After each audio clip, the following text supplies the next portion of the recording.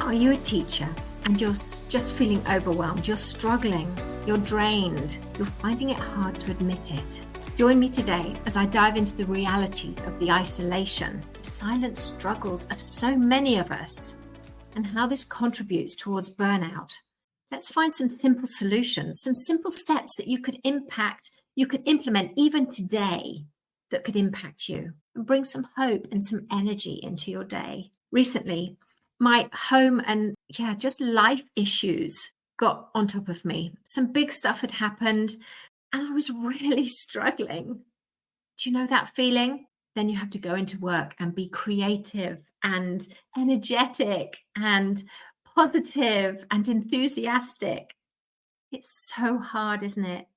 Because when this happened to me recently, my creativity seemed to dissolve overnight. I was exhausted, drained, so sad. Where had my motivation gone? My drive? And I had to ask myself, why couldn't I tell anybody? I went in and I put on this brave face. Did I feel ashamed? Was it shame that stopped me telling others? I was struggling again. I was so frustrated at myself. Was it shame? Was it embarrassment? It meant I was needy, needed some support. I'm meant to be the coper, aren't I? Was it frustration at myself? Oh, I teach, vulnerability, how it links to courage.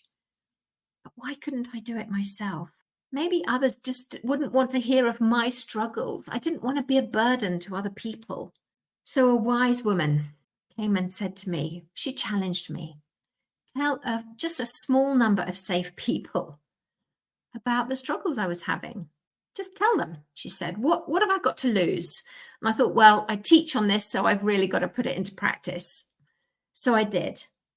Well, I told one older woman, and she said, Rowena, I know exactly that you're struggling. You keep telling me you're fine, but I know you're not. So thank you for your honesty.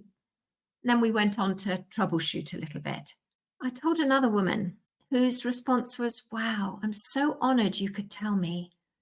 That means such a lot that you could be so vulnerable.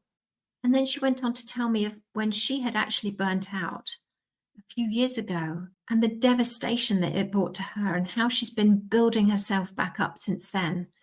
And it's built a new level of trust. It's absolutely beautiful. I told another person and she just said, I'm so sorry. That's so awful. Of course you must feel that way with what's going on. You need to look after yourself, Ro. And that sense of just sharing the burden was enormous for me. And she's been checking in with me. And yes, she's got stuff going on in her life too. And I hope I support her with that. But it was incredibly helpful for me. And yes, one or two people that I tried to tell, they couldn't hear it. And that's the reality of trying to share what's going on for us, isn't it? Not everybody can hear it or wants to hear it. Maybe they're overloaded themselves, or actually maybe they just can't hear it and won't hear it because they don't want you to be that person. Fine, let's go with the flow, and that's okay. Keep going. Share with the people who are safe because it might just help you. So I've found in sharing that you find others who've experienced similar stuff to you. You're not alone. And let me tell you, as teachers, as teaching assistants, school staff, Senkos, you are not alone in the fact that you are overloaded, you are struggling. Whatever words you want to use for it, drained, running on empty, survival mode, you are not on your own. So many of us get it. And in sharing it, you show such strength. It's brilliant. You can offer support to others as you share with them, because then you have a mutual understanding. And maybe someone can help problem solve with you. So in sharing, we can problem solve, can't we, together? We're stronger together. I believe that so deeply. And you end that feeling of isolation. You get a deeper connection with someone. And even it might normalize your struggle. If I tell you that I'm really struggling with my to-do list and you say, oh my goodness, me too, you discover that it's all of us who have that same problem. I can't fit in the marking. I haven't got time to put the data in. And then others will say to you, yeah, me too. This is how I did it last night. Put my phone right away, stopped the distractions and said, right, in this half hour, I'm going to see how much I get done. Wow. Share it, share it, share it. Why do we feel as teachers, especially, we have to struggle silently? Can I tell you about the statistics? They're so sad. And this was me because I'm the one who's been through burnout twice. But the statistics in the USA, 90% of teachers feel burnout is a serious issue. They have 30% chronic absence rate, and half of teachers are feeling burnout often. In the UK, 78% of teachers are stressed, and that goes to 95% of head teachers, and 36% of teachers have experienced burnout themselves, and that is on the rise fast. Not okay. 31% of teachers are leaving after 5 years, and nearly 13% after 1 year. If you're struggling, you're not on your own. Let me just tell you a little bit about my burnout.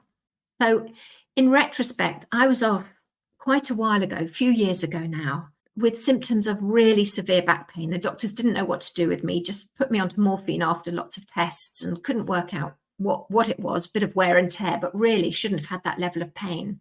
But in retrospect, I know it was burnout because I got some help from a doctor in the States, never saw him, but he helped me to understand what a people pleaser I was, how I was overconscientious, how I was so driven, and that I needed to change my outlook on life. So I did a little bit of work there, but then threw myself back into work when I got better after 6 months, or semi-better, straight into the same work-life imbalance, no boundaries, all that sort of thing.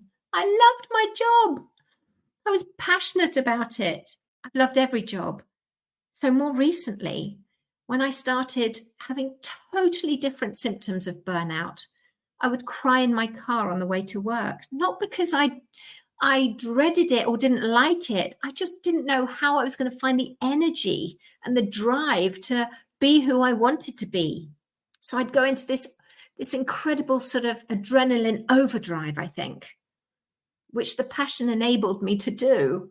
My sleep became really erratic, and I became very flaky at home, couldn't make decisions, was jumpy, forgetful. And then the symptoms became more severe when my limbs became numb, or I lost total feeling. I had sort of loss of vision in my eyes occasionally, and then chest pain. I had to stop. I had to take a pause. Very, very difficult for teachers to be off sick, which is what I discovered when I went off sick that time, because you can't stop worrying about what's going on at school. Because it's passion, isn't it? It's a vocation. Difficult to let go, worrying about the children, the colleagues, you're letting them down. So then you don't heal. So I decided to write a book, to resign, and to help teachers in a different way. So I had that choice. I was lucky. A lot of teachers don't have that choice, and I recognize that. If you're in that situation, contact me. I'd love to help you. So I guess what I'm saying today is, are you overwhelmed? Is your brain not functioning properly? I remember telling a friend at school about just really that I was struggling, I suppose. She said to me, oh gosh, me too. She said, my member of my family is really sick. I'm going to visit them almost every day after school. I don't know how to get my work done.